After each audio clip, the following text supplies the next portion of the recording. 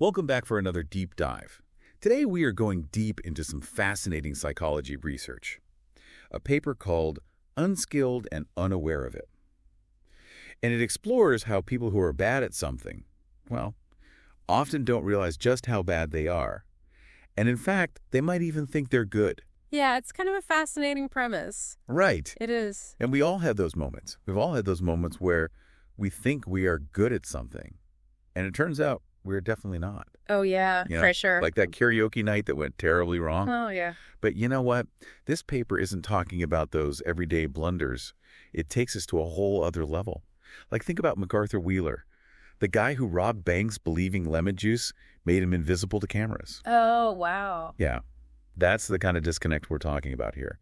And to help us unpack this mind-boggling research, I've got our expert with us today. Hi. So glad you're here. It's great to be here. Really appreciate you taking the time to chat with us about this. Yeah, it's fascinating stuff. So you know this paper, it really dives deep into this question of,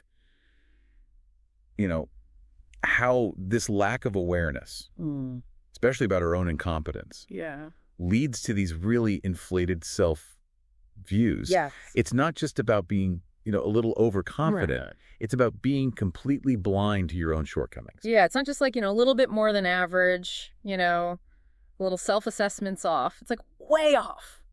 So, there's something more profound going on here. It's not just that we all think, maybe we're all a little biased towards thinking we're better than average. Exactly. The paper calls it the dual burden of incompetence. So you've got not only are unskilled individuals making poor choices, but they also lack the mental tools to even realize they're messing up. So they're bad at something, and they're bad at knowing they're bad at it. Like a double whammy. Like a double whammy. I love that. Dual burden.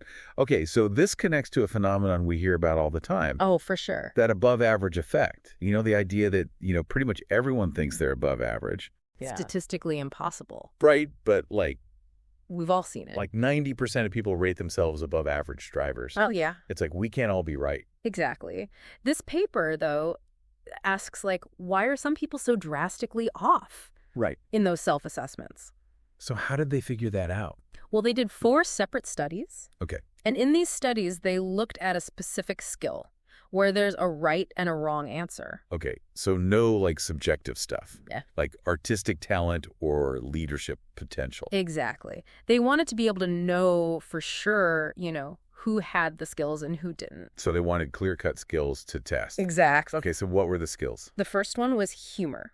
So they had people rate how funny they thought jokes were, and then they compared those ratings to ratings from professional comedians. So you're pitting everyday folks against the pros. Exactly. To see how their humor assessments stack up. Exactly. That's a good one. Yeah. Okay, what about the next one? The next study was logical reasoning. They used LSAT questions. Okay, so those are notoriously tricky. Yeah. The ones they give to aspiring lawyers.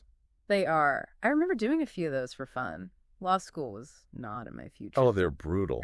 But that's a good point. Using something like the LSAT makes it pretty clear who's got the logic skills and who doesn't. Exactly. Okay, what about study number 3? Study 3 was all about grammar. Okay. So they used questions from a teacher's exam guide to see how well people could identify correct and incorrect grammar. Okay, so they had to know the rules. They did, but there was a twist to this one. Ooh, I love a twist. Yes. In phase 2 of this study, they had the participants grade each other's tests. What? Yes. Yeah. Oh, that's interesting. So they wanted to see if those who were bad at grammar could at least recognize good grammar when they saw it.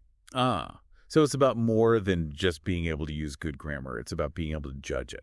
Exactly. Okay, I see where they're going with this. So this gets to the heart of this idea of metacognition. Metacognitive. Metacognition. Okay, so what is that? Yeah, it's basically the ability to think about your own thinking. So can you step back, analyze your own thought processes, and recognize when you might be going astray? So it's like having a mental check engine light. That goes off when you're about to make a bad decision. Or say something grammatically incorrect. Yes, a great analogy. Okay. Yeah, and the researchers were curious.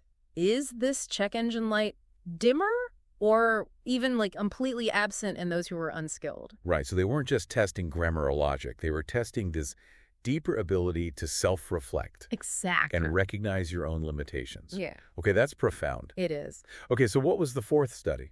The fourth study, they went back to logical reasoning. Okay. This time they used something called the Watson selection task. The Watson selection task. It's a classic logic puzzle. Okay. But the interesting part is half the participants received training on how to solve it before taking the test. So they wanted to see if teaching people the skill would also improve their ability to judge their own competence. Okay, that's clever. So what did they find? Well, the results across all 4 studies were pretty amazing. Really? Did those who were bad at something actually think they were good? You bet they did. Consistently, the people on the bottom, 25%, the ones who scored the lowest were also the most overconfident. No way.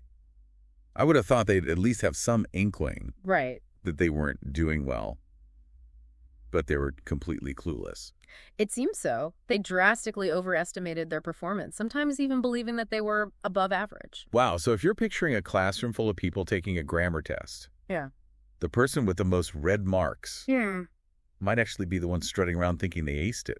That's exactly the picture this research paints. Oh my gosh. Yeah. Okay, so back to metacognition. That task in study 3 where they had participants grade each other's work. Oh, yeah. They had to spot the good grammar from the bad grammar. Right. So the researchers found that the incompetent individuals, they really struggled with that. They couldn't tell good grammar from bad, even when they were looking at someone else's work. So not only could they not produce good grammar themselves, Yeah. but they couldn't even recognize it when they saw it. Exactly. That is wild. It is. This really drives home the point that metacognition, that ability to analyze and evaluate your own thinking, is crucial for accurate self-assessment.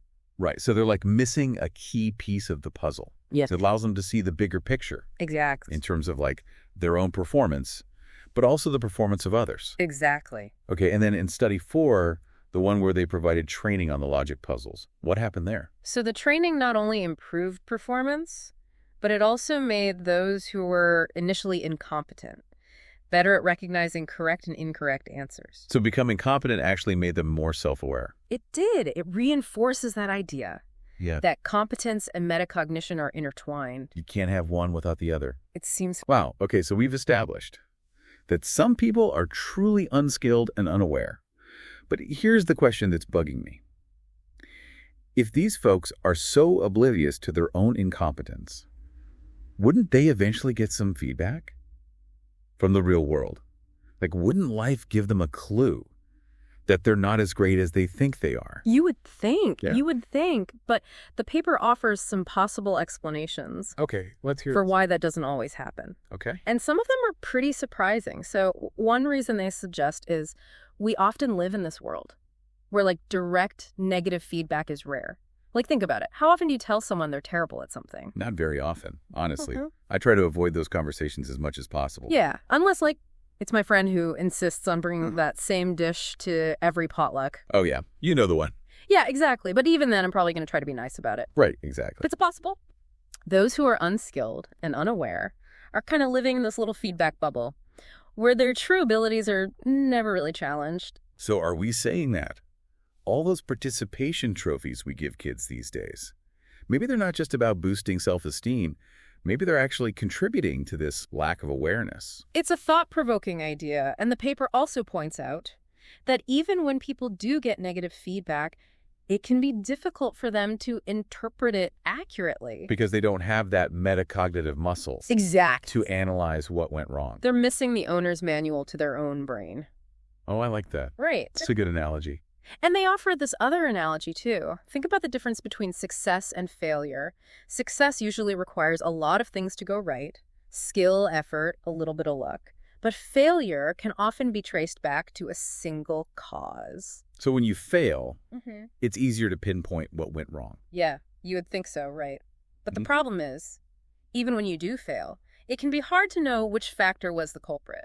Was it lack of skill, not enough effort, bad luck? Right. That ambiguity can make it really hard to learn from experience. Especially for those who are already struggling to evaluate their own performance. Exactly. It's like getting a bad grade on an exam and not knowing if you just didn't study enough, or if the teacher was a terrible explainer, or if the test was just poorly designed. Like, there are so many possibilities. Exactly. So many possibilities. And without that clarity, it's easy to fall back on those explanations that protect your ego, even if they're not accurate. Right, like telling yourself, oh, the teacher hates me, or the test was unfair.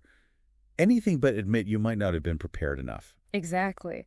And this all circles back to their central argument. This unskilled and unaware effect isn't just a personality quirk. It's a real cognitive barrier. So it's like catch-22. You need the skills to even recognize that you lack the skills. It's a little bit mind-bending. It is mind-bending. It has some pretty significant implications, especially when you think about fields where competence is crucial, like medicine or law or even leadership. Okay, so that is a little bit scary. I mean, if people in positions of power are unaware of their own incompetence, that could have disastrous consequences. It's definitely a sobering thought. It highlights the importance of not just acquiring knowledge and skills, but also developing that metacognitive ability to accurately assess our own strengths and weaknesses. Because without that self-awareness, we're essentially driving blind. Exactly. We could be making terrible decisions and not even realize it. But there's another layer to this, too, that I find particularly intriguing. It's not just about those people at the bottom, those who are truly incompetent. The researchers also found that top performers, the ones who are actually good at the tasks, often underestimated their abilities. Wait, really? So the best performers underestimated themselves? They did. I would have thought. Yeah. That they would be the ones with the most accurate self-perceptions. Right. They're the ones getting all the A's. They're the ones winning the awards. Why would they underestimate themselves? So remember that false consensus effect we talked about earlier? The idea that we tend to assume others share our views and abilities. Yeah. Right? Like, everyone I know is voting for this candidate, so they're obviously going to win. Exactly. Even if that's not actually true. Exactly. So the researchers found that top performers seem to fall prey to this as well. They assumed everyone else is operating at the same level. Oh. So they don't realize they're exceptional. So it's not just the incompetent folks who have a skewed view of reality. Sometimes the highly competent do too. It makes you wonder, right? It does. But here's another point from the paper that I think is relevant for all of us, is this idea that improving competence can actually lead to better self-awareness. Right. They found that in one of the studies, didn't they? They did. Study 4, the one with the logic puzzles and the training. So they found that providing training not only improved performance, but it also made those who were initially incompetent more accurate in evaluating their own performance. So by becoming competent, they gained the ability to recognize their previous incompetence. It's like you have to climb to the top of the mountain to realize how far down you were in the valley. That is such a good analogy. So this has some really interesting implications. One of the best ways to combat this unskilled and unaware effect is to help people develop their skills and knowledge. So instead of just telling someone, hey, you're really bad at this, we should focus on giving them the tools and the support they need to improve. Exactly, because that process of becoming competent can actually change the way people think about themselves and their abilities. It's like they gain a new lens to view the world. Exactly. Okay, that makes sense. But here's something else I've been wondering about. This paper really focused on skills, where knowledge directly translates into competence. You know, things like logic and grammar. But what about skills that are more dependent on, like, talent or natural ability, like art or sports? Do you think the unskilled and unaware effect would be as strong? That's a great question. And to be fair, the researchers acknowledge this as a limitation of their work. They focus on very specific types of skills, but it is an interesting question. Would the same patterns hold true in domains where competence is more subjective? Right, because there's a difference between knowing the rules of basketball and being able to sink a three-pointer consistently. Right. Some people just seem to have a natural knack for certain things. Exactly. And that's where things get a bit more complicated, because while understanding the theory of music can certainly improve your performance, there's also an element of innate talent involved. Right, so you could have someone who knows all the musical scales and chords, but they just can't seem to play a melody. That doesn't sound like a cat walking across a piano. Exactly. Okay. And that's why this research, while incredibly insightful, leaves us with some lingering questions. Right, like how do those innate talents or abilities factor into this whole dynamic of competence and self-awareness? It's a fascinating question. Right. It warrants further exploration because there's a difference between knowing the theory of music and being able to play an instrument beautifully. Exactly.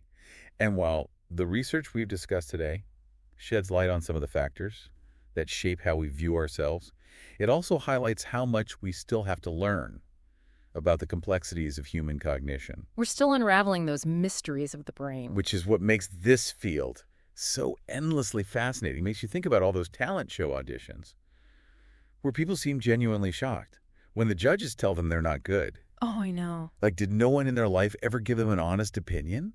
Right. Or are they so convinced of their own talent that any negative feedback just bounces right off? It's like they have this force field around them. Yeah, maybe it's a bit of both. But I do wonder if those unskilled and unaware folks would have a different experience if they were trying to, say, learn a musical instrument or a sport. In those areas, you're constantly getting feedback, Right. often in a very direct and immediate way. Yeah, if you hit a sour note on the piano, you hear it instantly. Exactly. You swing and miss at a baseball, there's no denying it. Right. So maybe those constant reality checks make it harder to stay blissfully ignorant of your own incompetence. It's like the feedback loop is much shorter Yeah. and more intense. Okay, so the relationship between competence and self-awareness might actually vary depending on the specific domain. That could very well be. So the unskilled and unaware effect might be stronger in areas where feedback is less clear-cut. Like creative writing versus math. Exactly. And that brings us back to the paper's emphasis on metacognition. Right. Remember, the researchers argue that those who are unskilled often lack the metacognitive tools to recognize their own errors. But they also acknowledged that their studies focused on tasks where metacognition is very closely tied to objective knowledge, right? Yeah. Like in grammar, there's a right way to do it Yeah, and a wrong way to do it. exactly. But what about areas where the evaluation of competence is more subjective, like art or music? Yeah, those are trickier. One person's masterpiece might be another person's finger painting. Right, beauty is in the eye of the beholder. Hmm. So how does metacognition work in those more subjective domains? Well, it's possible that in those areas, metacognition is less about recognizing clear-cut errors and more about developing a discerning eye or ear. Okay. It's about refining your judgment and taste, rather than just getting the right answer. So instead of saying, I got that logic puzzle wrong, you might say, my brushstrokes aren't as fluid as I'd like them to be. Exactly. Or, my phrasing on the guitar needs more work. Exactly. So it becomes more about Yeah. seeking feedback, being open to critique, and constantly refining your technique, Based on that input. which suggests that the path to self-awareness Yeah. might look different, depending on the specific skill you're trying to develop. It seems so. Okay, well, This research opens up all sorts of new avenues for exploration. for sure. It's not just about understanding why some people overestimate themselves. It's about understanding this complex interplay between competence, metacognition, feedback, and even the nature of the skill itself. It makes you think about how we approach learning and self-improvement. Definitely. Maybe it's less about striving for some absolute level of competence and more about developing that self-awareness to recognize where we are on our own journey. And being open to the possibility that we might not be as far along as we think we are. Yeah, that's a good point. Well, this has been a truly thought-provoking deep dive, so I want to thank you, expert speaker, for walking us through this fascinating research. It's been my pleasure. And to you, dear listener, thank you for joining us on this journey into the depths of the human mind. Until next time, keep exploring, keep learning, and keep questioning, even your own assumptions.